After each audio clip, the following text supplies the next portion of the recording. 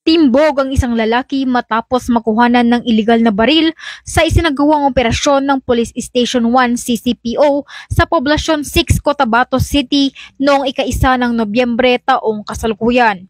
Kinilala ni Police Colonel Michael John C. Mangahis, OIC CCPO, ang suspect na si alias Tando, 25 anyos, na residente ng Dalumangkob, Sultan Kudarat, Maguindanao del Norte. Ayon sa ulat, bandang 10:40 ng gabi nang makatanggap ng ulat ang naturang istasyon mula sa mga tauhan ng Traffic Enforcement Unit Cotabato City na may naaresto silang isang lalaking may daladalang hindi dokumentadong baril.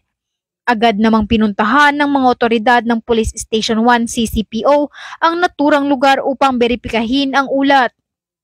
Pagdating sa lugar, nakumpirma ng mga otoridad ang isang illegal na unit ng 4-Has Taurus caliber 40 pistol na may serial number na SFP-77572 at isang magazine na naglalaman ng 15 pirasong bala na nagresulta sa pagkakaaresto ng suspect.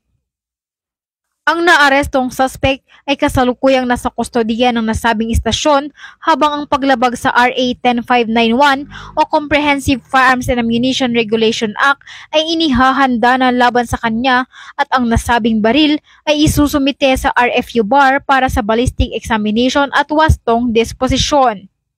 Sa patuloy na koordinasyon ng bawat sangay ng gobyerno ay masasawata at mapipigilan ng anumang uri ng kriminalidad, partikular ang iligal na droga at loose firearms, na ang hangarin ng PNP ay mapanatili ang maayos at tahimik na pamayanan.